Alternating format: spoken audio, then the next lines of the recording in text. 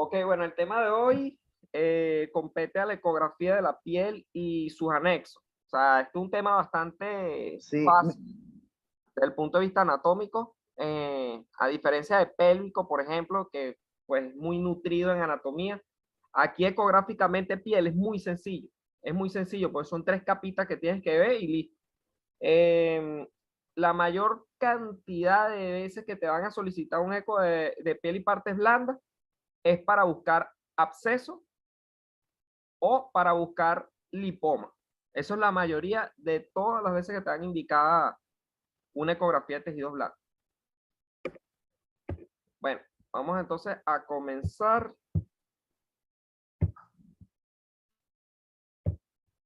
Ok. Ok, antes de comenzar a hablar de la ecografía de la piel, debemos conocer la anatomía. Aquí esta lámina resume que la piel es el mayor órgano del cuerpo humano, obviamente también el más extenso en cuanto a área se refiere. Actúa como barrera protectora que aísla el organismo del medio que lo rodea.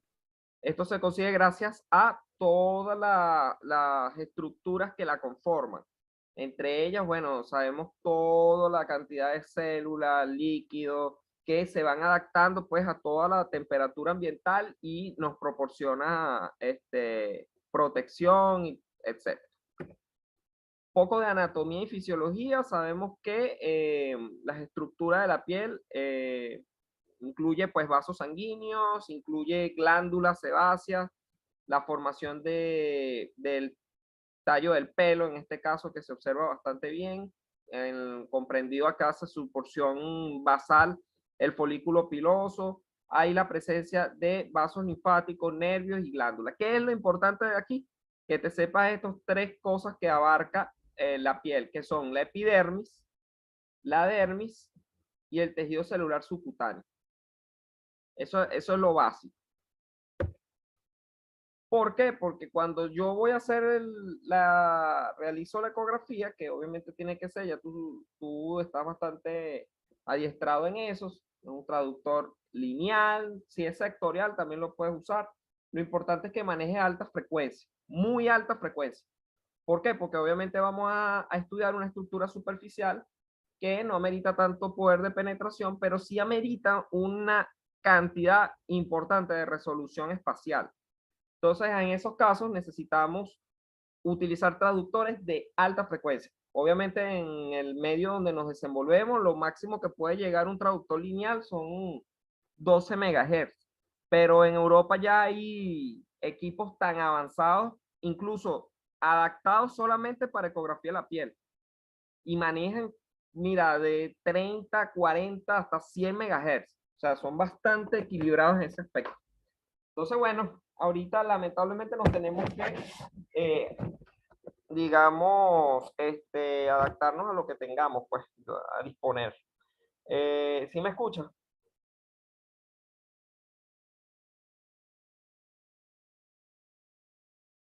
¿Luego me escuchas?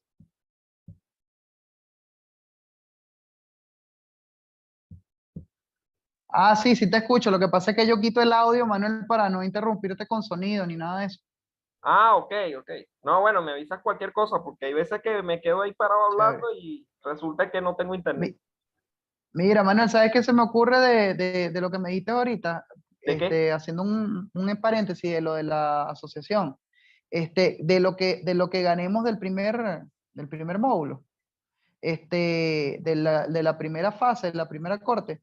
De una vez de ahí yo de lo que me gane saco para hablar con Silva y meterme una vez en eso, pero lo que tú tienes que hacer es ir preparando el terreno para que él me meta como célula educativa, así como estás tú, no con otros fines políticos, pues. Ah, no, listo, listo, tranquilo, tranquilo. Claro, y listo, y así se resuelve eso es lo de menos. Perfecto, perfecto, está bien. Dale, pues, Este, continúa. Dale, pues. Bueno, nada, tiene entonces estas estructuras que son la epidermis. Generalmente la epidermis, mira, es muy poco distinguible cuando hablamos de la ecografía. Hay que colocar full gel, tratar de no mover mucho el traductor para lograr ver esa finita línea hiperecogénica que correspondería a la epidermis. La dermis sí se ve mejor y es inmediatamente la capa que viene por debajo de la más externa, que sería toda esta que vemos acá. Y hay otra que vendría siendo más hipoecogénica, tiene unidades de tejido fibroadiposo, perdón, de tejido de unidades adiposas, que correspondería a la hipodermis.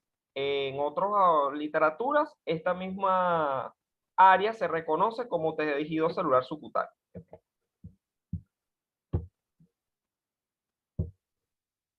Ok, bueno, la introducción. Entonces, ¿para qué te van a pedir un eco de partes blandas? Primero, para descarte de tumores de partes blandas. Presencia de celulitis, presencia de lipoma. En caso de que ya sea un lipoma confirmado clínicamente, lo que te dicen es para ver si es un angiolipoma, ¿verdad? Eso lo sabes nada más colocándole Doppler y viendo la vasculatura del lipoma. Y también si es un miolipoma. Hay veces también que se presenta en forma de miolipoma y ambos abordajes son similares. Sin embargo, los tratamientos posterior al acto quirúrgico son distintos. Entonces, importante siempre considerar eso ese nombre allí de lipoma, angiolipoma y miolipoma. Ok, bueno, entonces la gran mayoría son pseudotumorales banales o tumores benignos. Eso es lo afortunado de todo. Sin embargo, esto no quiere decir que hay muchas lesiones en partes blandas que puedan corresponder a patologías malignas. La ecografía es una técnica accesible, barata, bajo costo, fácilmente ubicable en cualquier instituto público de salud y proporciona al radiólogo la oportunidad de que puedas ver la imagen. O sea, muchas veces en casi todas las lesiones de piel no puedes ver qué está por debajo. Así como hay lesiones que salen, o sea, como tú decir, mira, esto más o menos está teniendo secreción serohemática, puede ser esto. Tiene secreción purulenta, puede ser esto. Pero muchas veces esa misma lesión está cerrada. Entonces, no hay forma de ver cuál es el contenido. Entonces, antes de punzar al paciente, antes de drenar o antes de cualquier cosa, se solicita la ecografía. Pero también hay que proporcionar el diagnóstico, por lo menos saber diferenciar si es una lesión sólida de una quística, porque muchas veces el paciente va a una guía de procedimientos diagnósticos y terapéuticos. Entonces, diagnóstico en el sentido de punción y terapéutico en el sentido de drenaje. Entonces, si es una lesión que es de aspecto sólido, adoptas unas diferentes conductas, pues. Entre los tumores de parte blanda vamos a caracterizarlo como los que derivan del mesénquima. Entre eso vamos a tener el tejido graso, el músculo estriado, el nervio periférico, los vasos sanguíneos, el tejido fibroso. Todo eso es mesénquima. El 99% de todas las lesiones están allí. O sea, son de características benignas. Pero el 1% estarían entre los tumores malignos. Ya esos son tumores, pues ya de aspecto neoproliferativo. O sea, ya no tiene nada que ver con esto que estamos hablando, sino que nuevas estructuras comienzan a formarse. Distinta prevalencia y distribución según la edad y localización. La edad es importante. Mientras mayor sea la edad del paciente, más, digamos, tiene más probabilidades de que esa lesión que estás estudiando pueda ser maligna en un futuro, o pueda convertirse, o pueda ser inclusive maligna en el momento del diagnóstico. Entonces, eso es importantísimo, la edad del paciente. El 60% de los sarcomas se localizan en las extremidades inferiores. Entonces, ¿qué pasa? De 0 a 25 años, fíjate que puede haber lesiones malignas. Pero lo más frecuente a conseguir es las lesiones de tipo hemangioma. Los hemangiomas se identifican como lesiones muy altamente vascularizadas.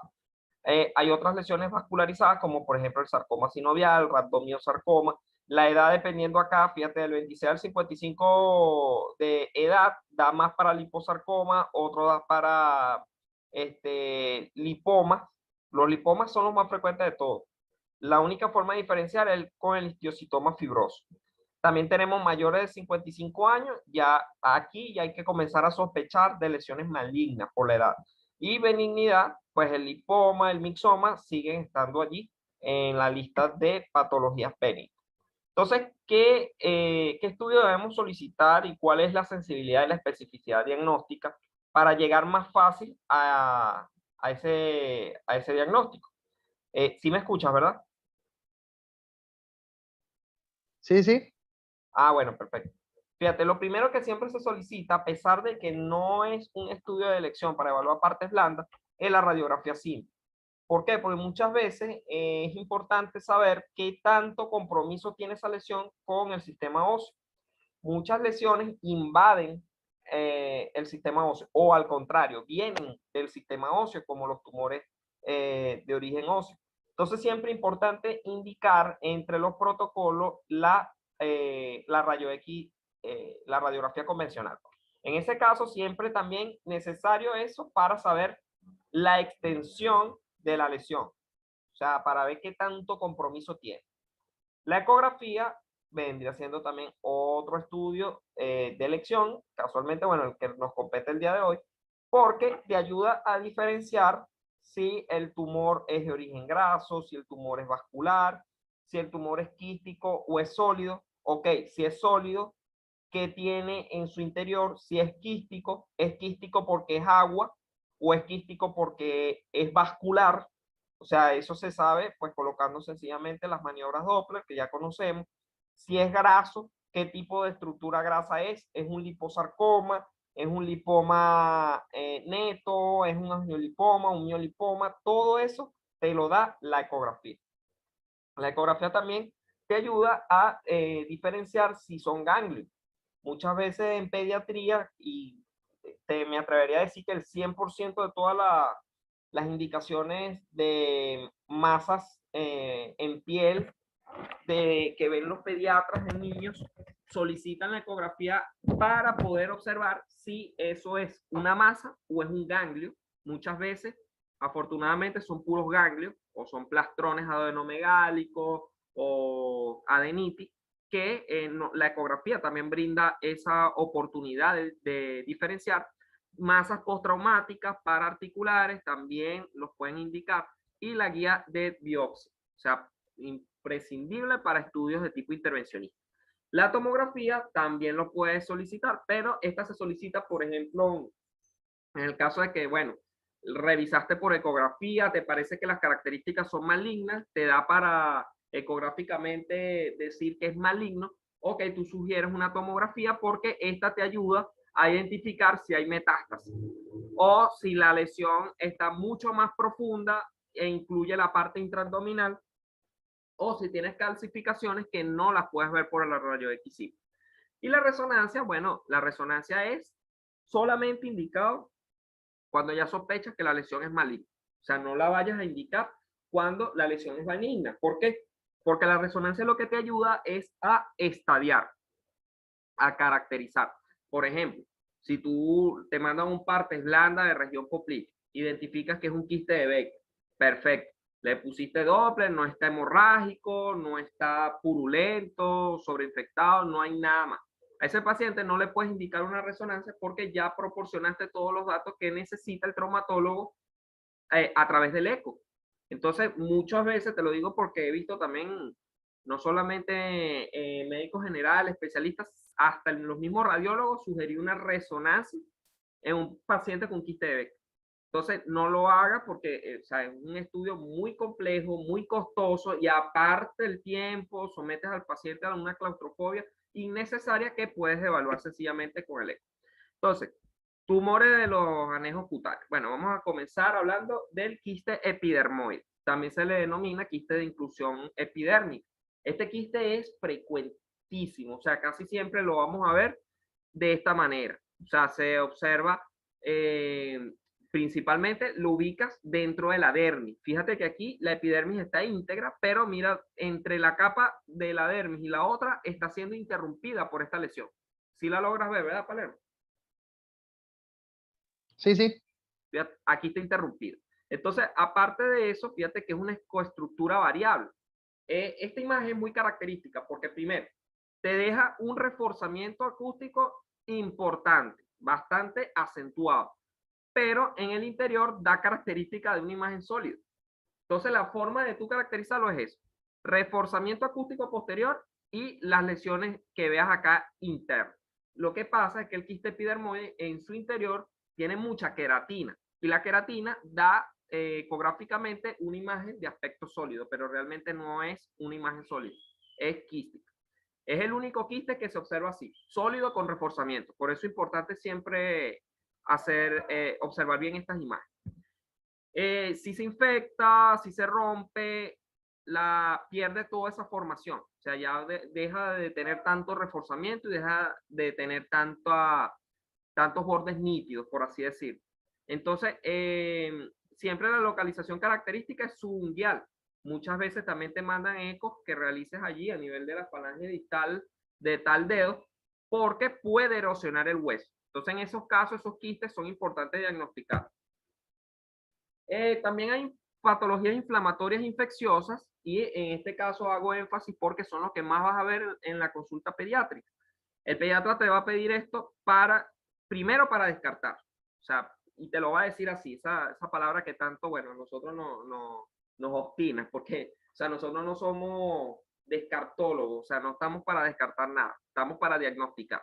Entonces, en ese caso, las adenopatías pueden ser cervicales, axilares, inguinales, y lo importante es que tú logres por la clínica del paciente decir si esa adenopatía es reactiva o es tumoral. Eso lo puedes decir. Entonces, dependiendo, te viene un niño que te cursa, pues ya te dice la madre con un antecedente, pérdida de peso, linfocitosis, doctora, hace 2 meses lo diagnosticaron con linfoma de Hodgkin y ves que tiene todas estas imágenes, pues ya puedes decir que hay adenopatía de tipo tumoral. Ahora, si la paciente más bien tiene fiebre, tiene un aumento de volumen, enrojecida la zona y una puerta de entrada, ok, eso es una adenopatía reactiva. Entonces, hay de tipo inflamatorio. Fíjate que lo primero es que tienes que reconocer, Palermo, es si es una adenopatía o es una adenomegalia o es un ganglio normal. Ok, la forma de diferenciarlo es, si tú ves que el ganglio lo ves primero que todo, está ovalado, tiene bordes definidos, tiene un centro graso ecogénico, tal como ves aquí en esta segunda imagen. Y aparte capta, porque acuérdate que siempre todo ganglio tiene un centro iliar captante. Eso indica que es una adenopatía, posiblemente porque está aumentada, y el tamaño, obviamente, está aumentada de tamaño. Tú lo vas a saber porque por lo general pasan de 1 centímetro, en las que están en el tronco superior, pero la del tronco inferior, en el caso de las inguinales, allí es hasta 2 centímetros considerado normal. Entonces, cuando tú ves estas imágenes, siempre es importante que logres diferenciar. ¿Es una adenopatía o una adenomegalia? La adenomegalia también, en este caso, está aumentada de tamaño, pero todo lo demás está normal. En la adenopatía puede haber cambios, es decir, puede distorsionarse. En vez de ser oval, se vuelve redonda. En vez de tener centro graso, perdió el centro graso. En vez de haber captación de flujo central, más bien la hay periférica. Entonces, todo eso nos indica que estamos frente a una adenopatía y siempre hay que descartar la parte maligna. ¿Sí entendiste bien eso?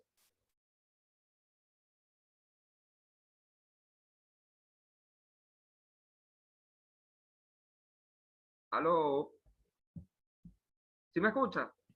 Sí, sí, que si tienen las características, pierden las características normales, Ajá, hay que plantearlo como una adenopatía y a descartar procesos neoproliferativos. ajá, pero Es lo que acuérdate entiendo. siempre que pues lo tienes que plantear como adenomegalia si las características están normales y el tamaño está aumentado. Pero si todo Y el está tamaño está alterado, aumentado, ajá. si las características Ajá. están aumentadas, el tamaño está aumentado, ahí es donde tú lo planteas como una adenopatía. O ¿Oíste? sea, adenopatía básicamente es cuando hay posibilidad de malignidad. Hay posibilidad de malignidad, sí. Posibilidad Y de malignidad, adenomegalia pero cuando no ya. siempre es maligno. Ok. Y adenomegalia sencillamente se usa cuando es algo Inflamatorio, probablemente inflamatorio, benigno. sí, Ok. pero conserva todo lo demás. Importante. Ujú. Ok, tumores de partes blandas. Me atrevo a decir que más del 90% son tumores adiposos.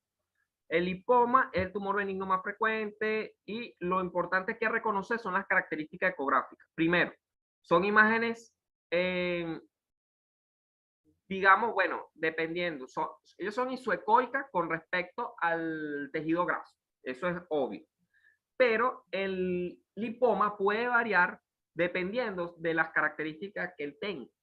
¿En qué sentido? Si tú, por ejemplo, ves en el lipoma, son fusiformes, ovalados, están en relación con el tejido, en el tejido celular subcutáneo, pero tú ves que, por ejemplo, tiene todas estas estriaciones que son imágenes hiperecogénicas distribuidas de forma lineal, extensas. Esto generalmente obedece a miolipomas, porque tienen características o ecopatrones muy similares a la del músculo. Entonces, en esos casos, siempre es importante que logres ubicar bien. Aquí en este caso, fíjate que aquí sí es netamente adiposo. O sea, tiene su imagen completamente similar a la del tejido graso.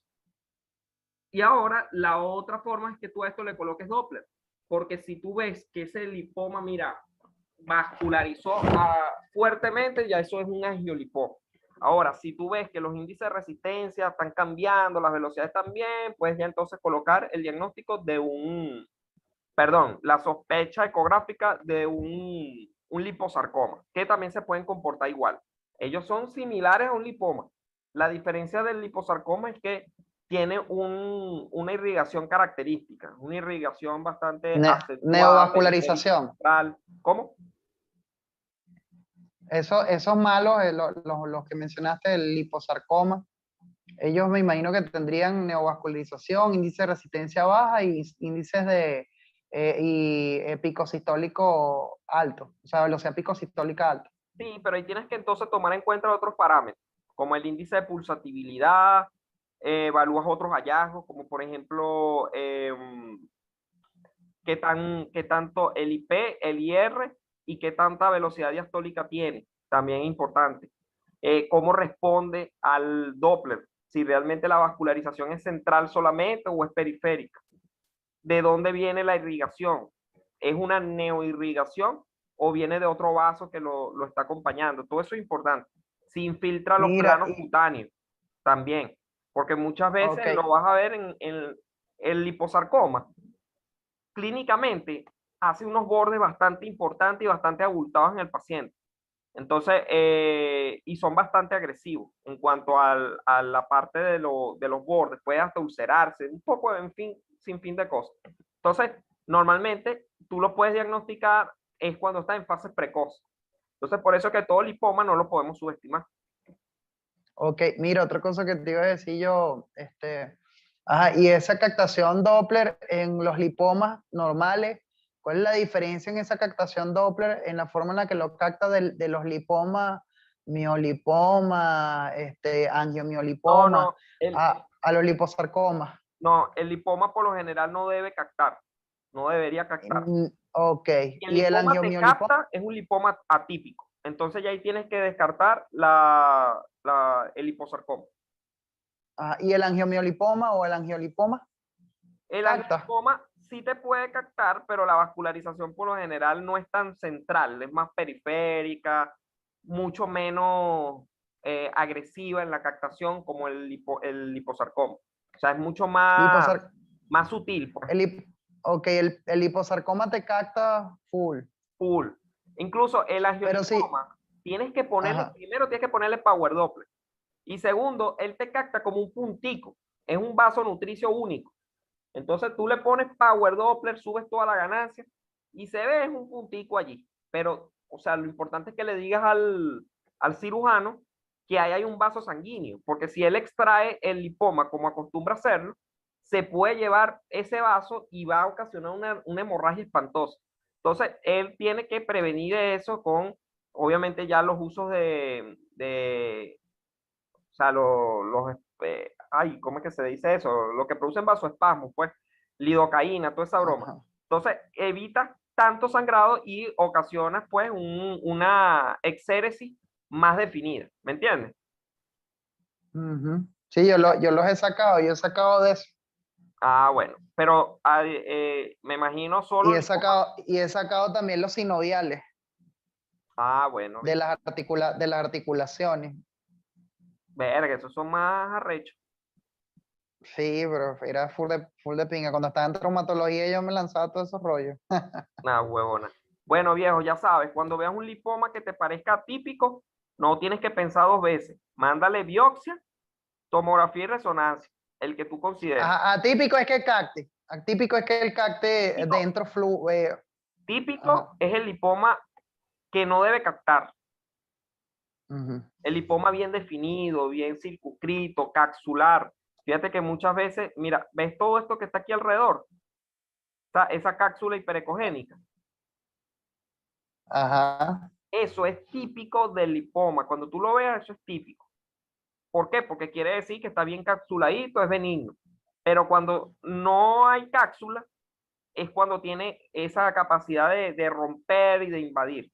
Entonces, lo importante es que tú cuando consideres un lipoma típico, ya sabes, un lipoma que es fusiforme, que es isoecoico con el tejido graso, que es bien definido, redondito, no tiene captación de flujo por ningún lado. ¿Cuándo es un lipoma atípico? Cuando comienza a presentar captación, cuando ya no es fusiforme, cuando ya tiene zonas de necrosis o calcificaciones, ¿ves? Entonces, en esos casos, lo primero que tú tienes que hacer es colocar, por ejemplo, lesión focal de estirpe lipomatoso. Se sugiere estudio anatomopatológico. Eso lo hago yo. O sea, normalmente ya cuando observo la lesión, digo, obviamente en el sitio donde esté, anatómicamente, obviamente. O sea, en este caso decir que está en el espesor del tejido celular subcutáneo y cuántos centímetros tiene la lesión de la piel. Eso también es importante. ¿Por qué? Porque eso le va a decir al cirujano cuánto de profundidad tiene que excavar para comenzar a disecar. ¿Ves? Entonces, en esos casos siempre es importante que le digas cuántos centímetros. Y también si hay vasos sanguíneos por encima o por debajo, todo eso. ¿Qué debes hacer? Yo mando normalmente la biopsia. ¿Por qué? Porque el estudio anatomopatológico es lo que es el gol estándar para los tumores adiposos, no es la ecografía, es la biopsia. Entonces tienes que mandarla obligatoriamente. ¿Qué sugiero yo? Bueno, si hay dudas con la biopsia o ya demuestran que es maligno, ahí es donde pides la resonancia o la tomografía. Hay médicos que no, que hacen el eco y enseguida mandan otro estudio por imagen. No lo mandes porque probablemente si es benigno, vas a hacerle gastar a un paciente resonancia y tomografía que no la va a necesitar. Ok, tenemos entonces los tumores fibroelásticos y los miofibroblásticos. Entonces, ¿qué ocurre aquí? El más importante de todo es el fibroma. El fibroma son lesiones que por lo general los vas a conseguir en dos sitios, en la planta del pie o en la palma de la mano. ¿Cómo lo ves? Como nódulos hipoecogénicos de morfología fusiforme o nodular, de bordes más o menos definidos y que están en relación directa con la fascia muscular. Generalmente, si están a nivel de la palma de la mano, tú puedes decir que es Dupuytren, se le denomina así. Dupuytren y el otro es el de Lederhouse. Esos son nombres comunes, si te quieres lucir en el informe ecográfico, lo puedes hacer. Pero normalmente esos son los de origen fibroblástico. ¿Qué hago yo? Lesión de aspecto sólido ubicado a nivel de la planta de mano derecha, por ponerte un ejemplo, o a nivel plantar derecho, eh, sugerente de fibroma, y listo. Y ahí yo no me doy mala vida, yo no voy a decir, bueno, eso es por un miofibroblasto, sugerir biopsia o poner apellido o nombres comunes, no lo hago. ¿Sí me escuchas? Sí. Entonces, ¿Por qué si son fibromas se ven hipoecoicos, no? no, bueno, la cantidad de líquido, la cantidad de contenido que tiene el nódulo hace que se observen así. Eso depende de la cantidad de fibrina que él tenga. O sea, de verdad que puede ser que se vea menos hipoecoico o más hipoecoico. Eso depende de qué tan rico esté en, en el contenido, pues. Ok. ¿Qué hago yo? Bueno, siempre tiene importante ponerle Doppler y siempre importante que digas en dónde está. O sea, si es superficial o no. Obviamente todo esto te lo coloco a fin académico. Al final acuérdate que eso, tú eres operador dependiente y tú vas a decidir cómo vas a concluir la imagen. ¿Ok? Y también hay fibromas que son profundos, que son los que están a nivel de la aponeurosis o a nivel muscular, tal como el desmoide extraabdominal, que está ubicado generalmente en la pared abdominal. Esto es importante siempre que lo tengas en cuenta en las pacientes que tengan Cónchale, se me olvidó el nombre ahora de... Coño, ¿tú no te acuerdas la imagen que nosotros vimos el sábado pasado en el diplomado? Endometrioma. Ajá. Bueno, el endometrioma da fibroma. O sea, el endometrioma da nódulos que pueden estar ubicados en cualquier parte del cuerpo, pero en la piel también. Entonces, este tipo de lesiones profundas de fibroma se da mucho en las mujeres con endometrioma. Oye, siempre importante evaluar si son de mayor tamaño, qué tal crecimiento está, preguntar al paciente si ha mantenido, ha crecido, etcétera, porque eso nos indica si hay un patrón agresivo infiltrativo. Entonces, importante Ok. porque en el caso tal también se puede manifestar metástasis. Ok, la más frecuente del punto de vista infeccioso son los abscesos. Abscesos y hematomas. ¿Qué pasa? Que muchas veces te llega el paciente y ya el cirujano sabe que es un absceso, pero quiere saber cuánto es la cantidad de absceso que tiene, cuánto volumen tiene ese absceso. Entonces, tú se lo puedes medir al cirujano en CC, sencillamente, ya sabes, multiplicando las 3 dimensiones por la constante y listo. Ya el resultado le dice entonces al cirujano, bueno, lesión de aspecto heterogéneo, de probable origen infeccioso, entre paréntesis absceso. Entonces, eso es la conclusión. Y en la descripción le colocas que se observa a nivel tal, imagen heterogénea, con ecos puntiformes, fluctuantes en relación a detritos, que aproximadamente contiene tanto cc, 600 cc de pus, 500 cc de pus. Eso se lo puedes colocar. Entonces, eso es realmente el motivo por el cual te lo pido. También es importante siempre descartar que no haya sido un hematoma que coleccionó y luego se sobreinfectó, o si es un tumor que se abscedó. Eso también puede ocurrir y tienes que saber muy bien si eso está allí asociado. Las colecciones rodeadas de tejido inflamatorio hipervascularizado, obviamente por hiperemia, pero cuando tú colocas Doppler en el absceso, ahí no debe haber vascularización central. No, eso no debe existir. Varía en función de la evolución. Si es flemón, tú sabes que son abscesos que están duros. Pero si es fluctuante, sencillamente ya le colocas que es una lesión de origen infeccioso. ¿Todo bien? Sí, fino. Siempre importante si está asociado o no a engrosamiento de la piel y del tejido celular subcutáneo. Fíjate que casi siempre todo absceso está acompañado de los signos de fibrosis. Entonces, en esos casos siempre debes acompañarlo con, por ejemplo, asociado a proceso inflamatorio de partes blandas circundantes o asociado a inflamación o aumento de grosor y ecogenicidad de piel y tejido celular subcutáneo. Mides la lesión, la multiplica por 0,523 y dices cuántos centímetros está de donde está la capa externa hacia la piel. Porque tienes que decir cuánto más o menos tiene que introducir el cirujano para drenar eso. También hay pseudotraumática. En este caso, recuerda siempre que en los pacientes que están postquirúrgicos se forman seromas.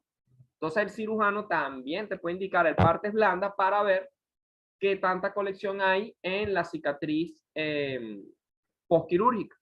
Muchas veces en las cesareadas, esas son las que más frecuentemente te lo piden. ¿Para qué? Para buscar colecciones linfocerosas, colecciones hemáticas o colecciones purulentas. Bueno, la necrosis grasas. A veces la necrosis grasa es un poco difícil de ubicar. En este caso yo sugiero siempre realizar la resonancia, mucho más específica. Ok, también te van a pedir búsqueda de líquidos intraarticulares. Eso te lo pueden pedir en el caso de un paciente con artritis séptica. No es un eco articular, no es que le vas a hacer un músculo esquelético o un eco articular. Lo que vas a buscar es líquido. Entonces, en esos casos, diferenciar los líquidos de los quistes suele ser útil. ¿Por qué? Porque muchas veces se logra confundir mucho. O sea, hay veces que son quistes cuando tú sabes que no hay comunicación directa con ninguna articulación, como por ejemplo derrames articulares. Pero cuando son quistes, estos tienen una sinovial que comunica con la articulación. Ejemplo, en el quiste de Becker, en el quiste artrosinovial, todo eso, esas lesiones son muy frecuentes. Cuando es líquido, casi siempre en forma de cuña, está desobedeciendo por completo los planos porque está completamente diseminado, irregular y anecoico completamente. Hay también gangliones. Los gangliones son también ubicados como y también denominados como quistes artrosinoviales. ¿Por qué? Porque son limitados en una cápsula no sinovial. Eso no hay forma de saberlo ecográficamente. Eso es algo completamente por resonancia. Pero tú ves si tiene relación directa con la articulación o no la tiene, o son unios multiloculares. Generalmente esos pueden obedecer a gangliones. Entonces los gangliones se observan así, como imágenes hipoecogénicas, bien definidos, ovalados, que no tienen extensión por un plano o por el otro, sino que están bien circunscritos y bien diferenciados. Generalmente los vas a conseguir, los vas a hacer el diagnóstico diferencial muy fácil, es porque ellos están nada más en muñeca y tobillo. O sea, no se ven gangliones en ningún otro lado, al menos yo no he visto en otro lado. Generalmente muñeca y tobillo. Ok, también se puede observar granulomas. Los granulomas ocurren porque hay un cuerpo extraño.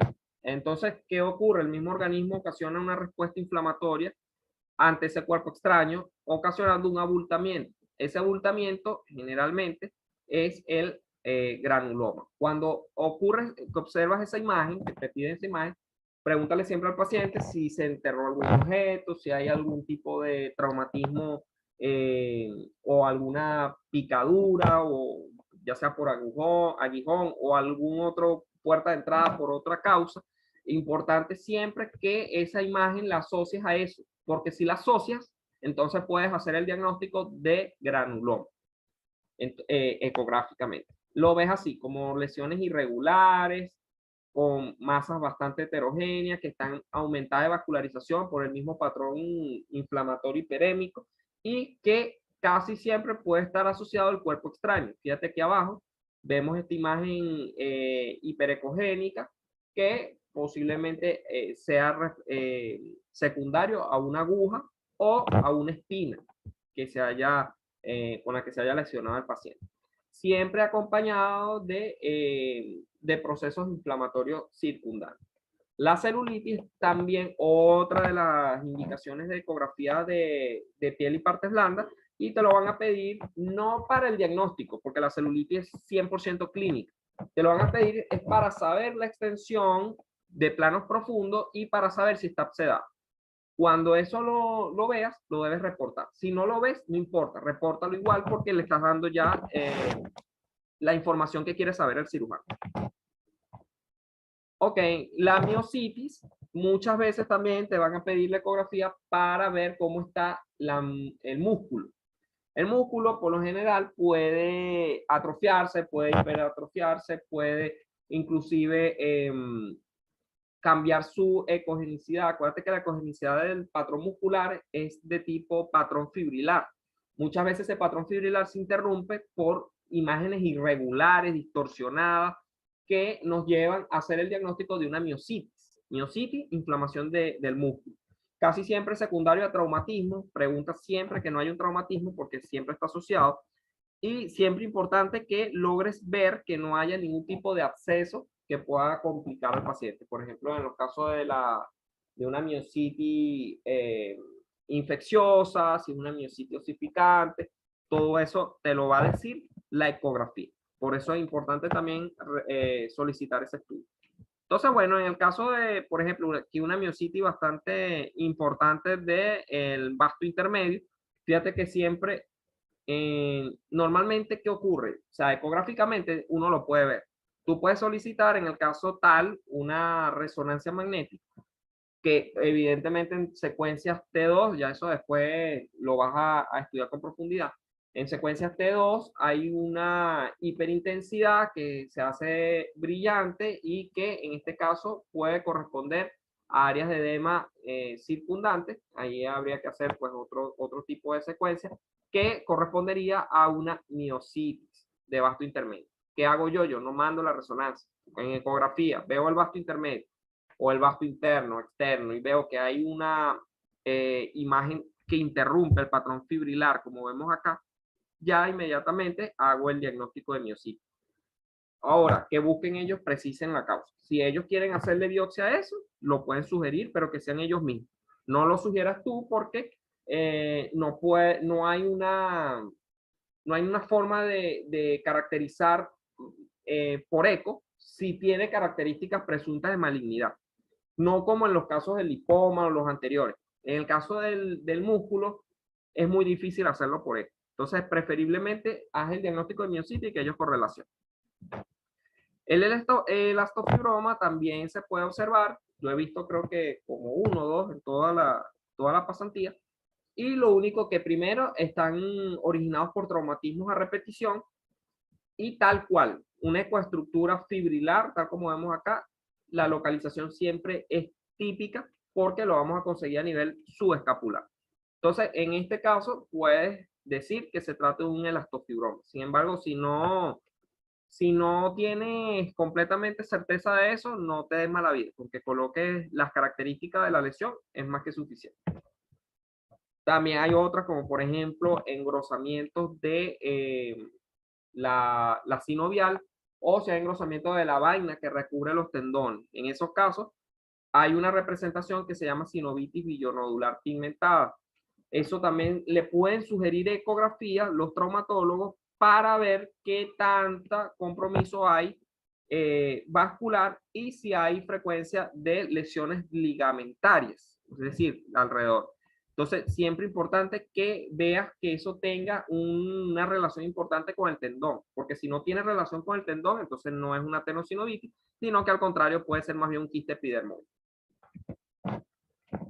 Ok, tumores vasculares son frecuentes observarlos clínicamente, pero no mandan los ecos. El hemangioma por lo menos no lo indican en ecografía. Sin embargo, si te lo llegasen a solicitar, siempre ten en consideración que es solamente para ver qué tanto invasión hay.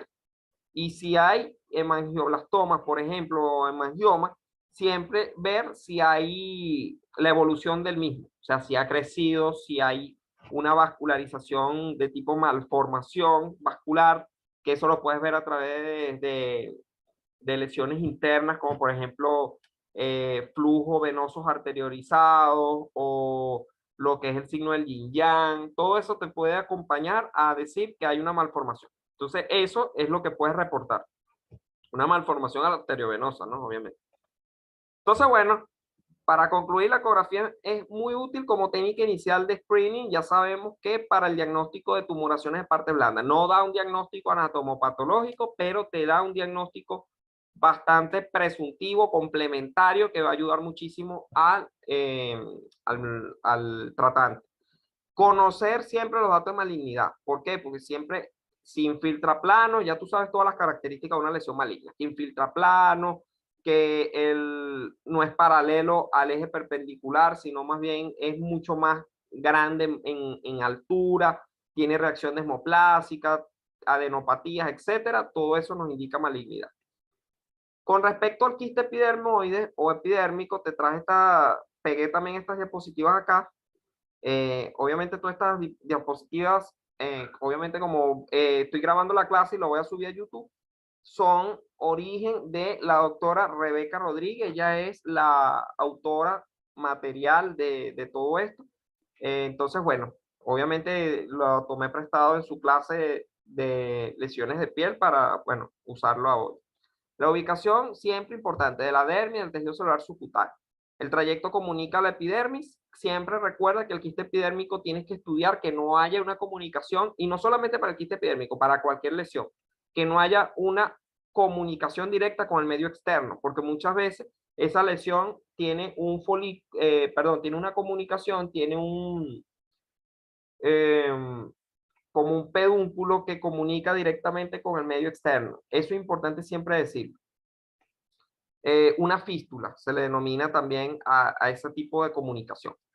Y el reforzamiento acústico posterior suelen ser clave. Entonces, fíjate, aquí tiene el punto, fíjate cómo tiene ya bastante comunicación ya directo con el medio externo o tiene tendencia a buscar el medio externo, este de acá abajo ya lo buscó y mira que aquí ya tiene bastante flujo por el mismo patrón hiperémico. Recuerda algo, no, el quiste sebáceo no es el mismo quiste epidérmico, son cosas completamente distintas.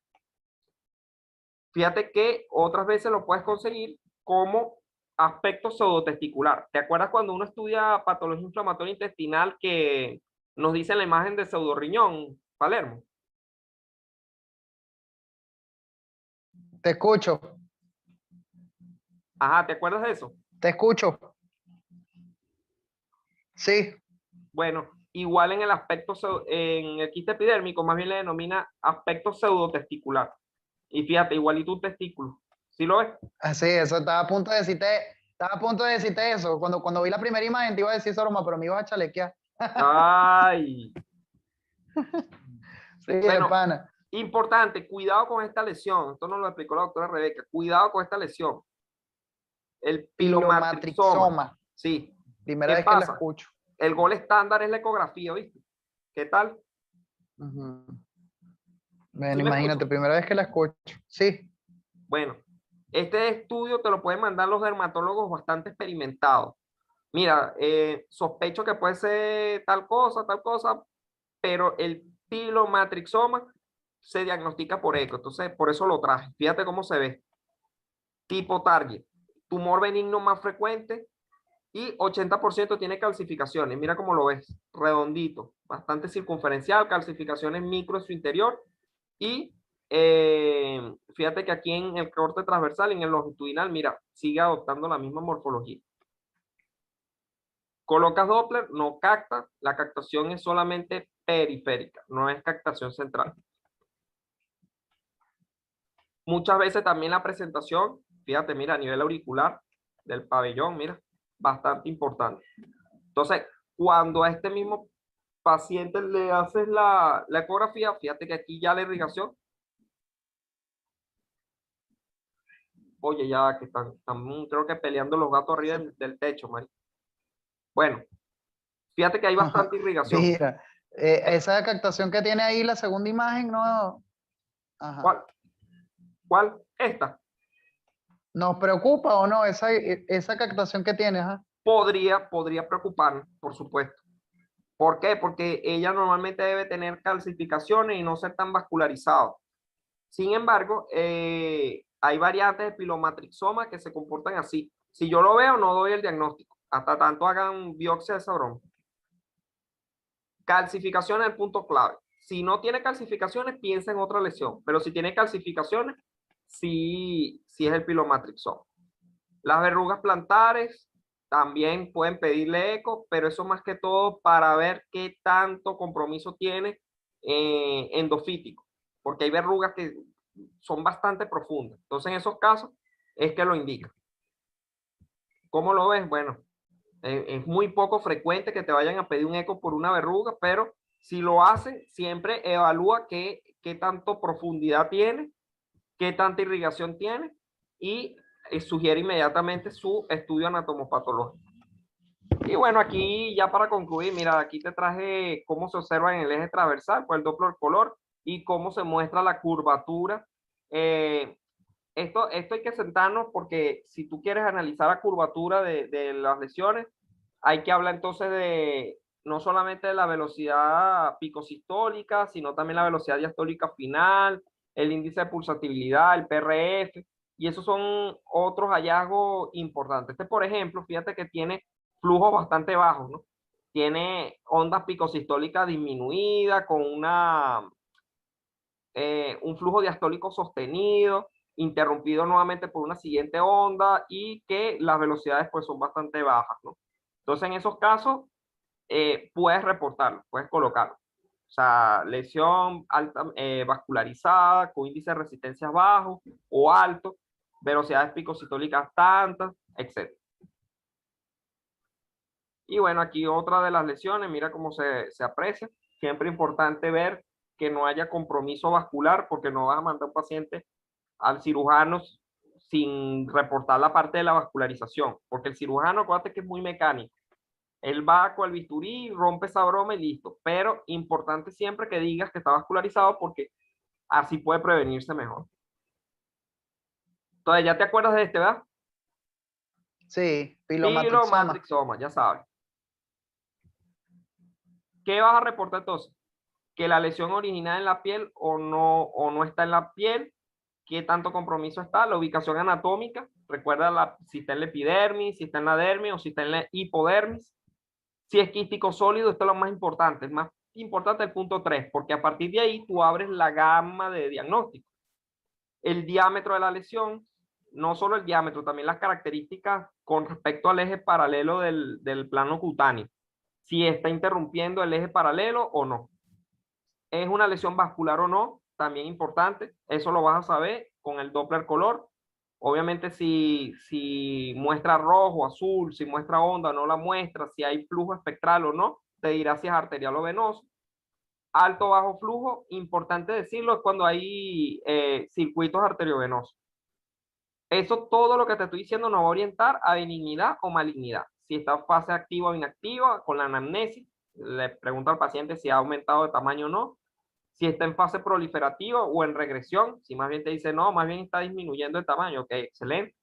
Y toda la tabla de diagnóstico diferencial. Recuerda que el radiólogo, nosotros no podemos dar diagnósticos netamente presuntivos confirmatorios, porque casi siempre hay otra lesión que se le parece.